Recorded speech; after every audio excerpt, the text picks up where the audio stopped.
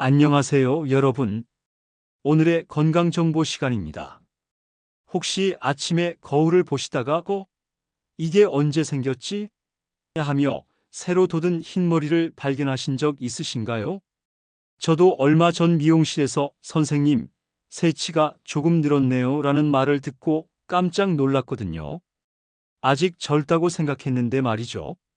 그런데 말입니다. 그 흰머리 정말 단순히 나이 때문일까요? 아니면 우리 몸이 보내는 다른 신호일까요? 오늘은 바로 이 흰머리라는 주제로 시작해서 최근 의학계에서 주목받고 있는 비타민 B12와의 놀라운 연관성, 그리고 우리가 놓치고 있는 영양 결핍의 신호들까지 깊이 있게 알아보겠습니다. 지금부터 머리카락 건강을 통해 전체적인 건강 상태를 점검하는 시간을 가져보시죠. 먼저 흰머리가 생기는 과학적 원리부터 알아볼까요? 우리 머리카락의 색깔을 결정하는 건 바로 멜라닌이라는 색소입니다. 이 멜라닌은 모낭 속에 있는 멜라닌 세포, 즉 멜라노사이트에서 만들어지는데요. 재미있는 건 우리가 태어날 때부터 가지고 있는 멜라닌 세포의 개수는 정해져 있다는 거예요. 마치 은행 계좌의 잔고처럼 말이죠. 그런데 시간이 지나면서 이 멜라닌 세포들이 하나둘씩 기능을 잃기 시작합니다. 의학용어로는 멜라닌 세포 고갈이라고 하는데요. 2009년 일본 도쿄의대 연구팀이 발표한 논문에 따르면 30대부터 매년 약 10에서 20%씩 멜라닌 세포가 감소한다고 합니다. 그래서 보통 30대 후반부터 흰머리가 본격적으로 나타나기 시작하는 거죠. 하지만 여기서 중요한 건 단순히 나이만의 문제가 아니라는 점입니다. 최근 연구들을 보면 영양 결핍, 특히 비타민 B12 부족이 멜라닌 세포의 조기 고갈을 가속화한다는 사실이 밝혀지고 있어요.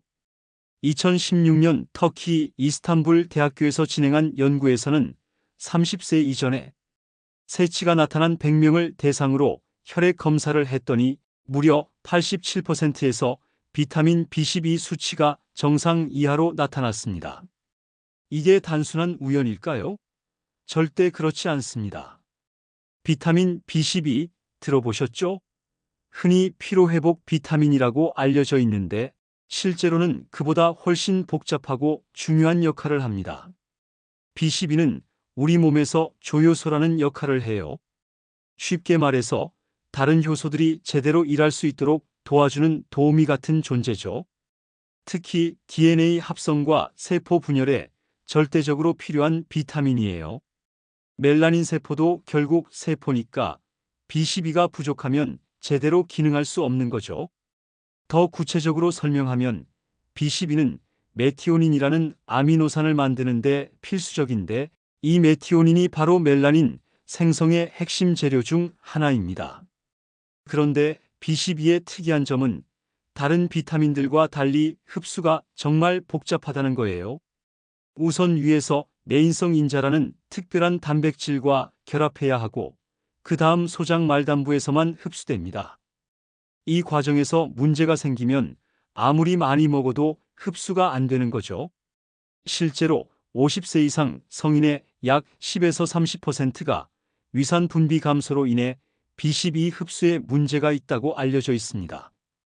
또한 채식주의자분들의 경우 B12는 주로 동물성 식품에 들어있기 때문에 결핍 위험이 높아요. 2013년 독일 영양학회 조사에서는 비건 채식주의자의 83%가 B12 결핍 상태였다고 발표했습니다. 그리고 현대인들이 자주 복용하는 위산 억제제, 당뇨병 치료제인 메트포민, 일부 항생제들도 B12 흡수를 방해합니다. 그럼 B12가 부족할 때 우리 몸에서는 어떤 신호들이 나타날까요? 첫 번째는 물론 오늘의 주제인 조기 새치입니다. 하지만 이것만이 전부가 아니에요. 가장 흔한 증상은 바로 만성 피로입니다. B12는 적혈구 생성에 필수적인데 부족하면 거대적 혈구성 빈혈이 생겨요. 적혈구 크기는 커지지만 개수는 줄어들고 산소 운반 능력이 떨어지면서 계속 피곤함을 느끼는 거죠. 두 번째는 신경계 증상입니다. 손발 저림, 감각 이상, 걸을 때 균형 감각 상실 등이 나타날 수 있어요. 심한 경우에는 기억력 저하나 집중력 감소도 경험할 수 있습니다. 실제로 2019년 미국 시카고 의대에서 발표한 연구를 보면 치매로 진단받은 환자 중 12%가 실제로는 B12 결핍으로 인한 가역적 인지 장애였다고 합니다. 다시 말해 B12를 보충하면 증상이 개선될 수 있다는 뜻이죠. 세 번째는 소화기 증상입니다. 혀가 빨갛게 붓거나 아프고 입안에 궤양이 생기며 미각이 둔해질 수 있어요. 또한 식욕 부진이나 소화 불량도 흔한 증상 중 하나입니다. 네 번째는 정신적 증상입니다. 우울감, 불안감, 짜증이 늘어날 수 있어요. B12는 세로토닌과 도파민 같은 신경 전달 물질 생성에도 관여하거든요. 마지막으로 면역력 저하도 있습니다. 자주 감기에 걸리거나 상처가 잘 낫지 않는다면 B12 결핍을 의심해 볼 필요가 있어요. 이런 증상들이 하나씩 나타날 수도 있지만 보통은 여러 개가 함께 나타나는 경우가 많습니다. 특히 주의해야 할 분들이 있어요.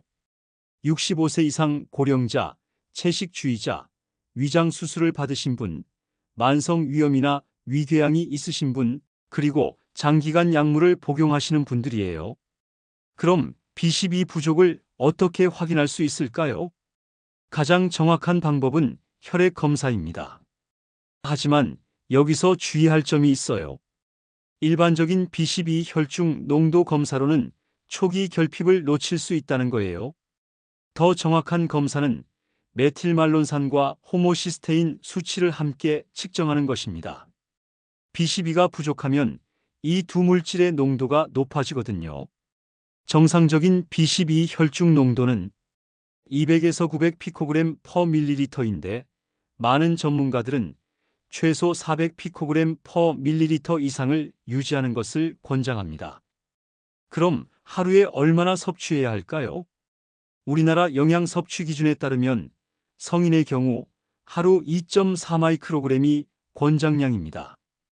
임신부는 2.6 마이크로그램, 수유부는 2.8 마이크로그램이 필요해요. 하지만 여기서 중요한 건 권장량과 실제 필요량이 다를 수 있다는 점입니다.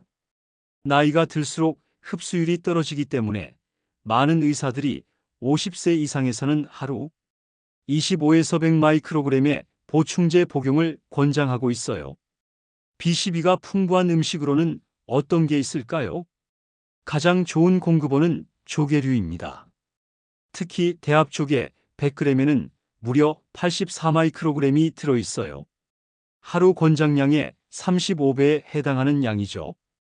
그 다음으로는 간, 소고기, 참치, 연어, 우유, 치즈, 계란 등이 있습니다. 하지만 식품만으로는 한계가 있어요. 특히 소화 흡수에 문제가 있거나 이미 결핍 상태라면 보충제를 고려해야 합니다.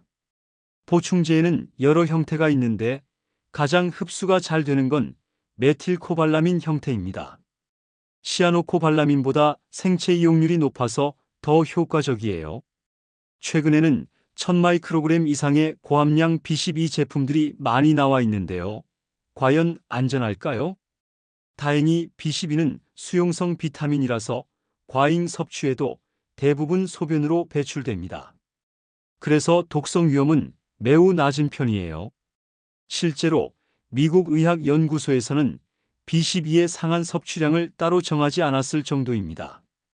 하지만 그렇다고 해서 아무런 부작용이 없는 건 아니에요. 첫째, 알레르기 반응이 나타날 수 있습니다. 특히 코발트에 알레르기가 있으신 분들은 주의해야 해요. 발진, 가려움, 두드러기 등이 나타날 수 있거든요. 둘째, 소화기 증상입니다. 고용량 복용 시 속쓰림, 메스꺼움, 설사 등이 나타날 수 있어요. 셋째, 여드름이 악화될 수 있습니다.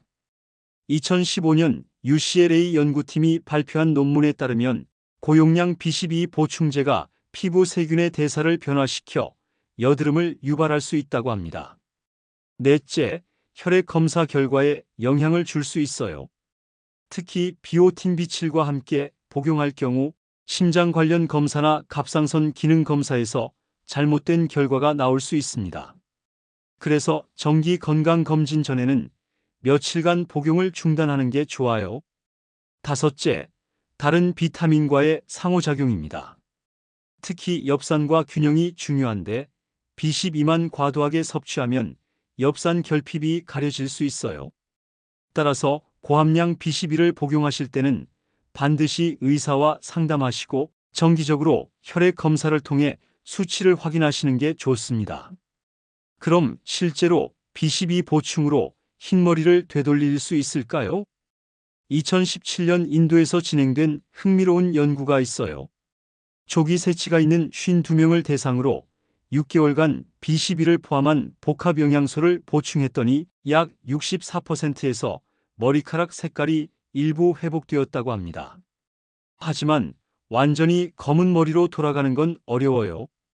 이미 손상된 멜라닌 세포를 완전히 복구하기는 힘들거든요. 대신 새로 자라나는 머리카락의 색깔을 개선하고 추가적인 세치 발생을 늦출 수는 있어요.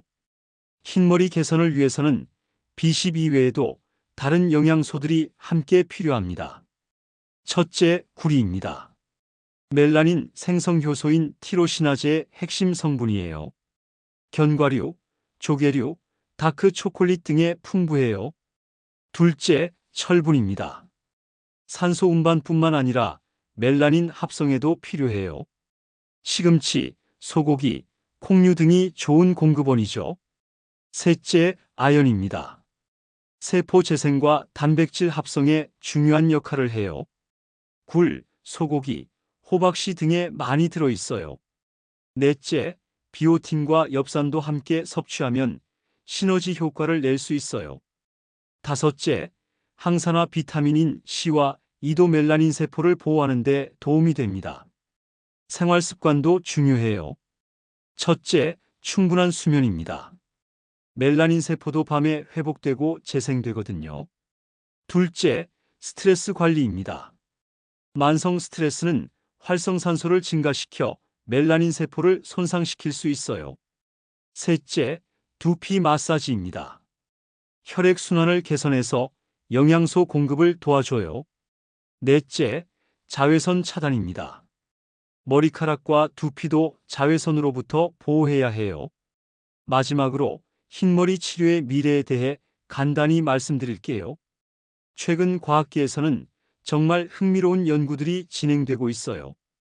2020년 컬럼비아 대학교 연구팀이 발표한 논문에 따르면 스트레스로 인한 흰머리는 스트레스가 해소되면 다시 검게 돌아올 수 있다고 합니다.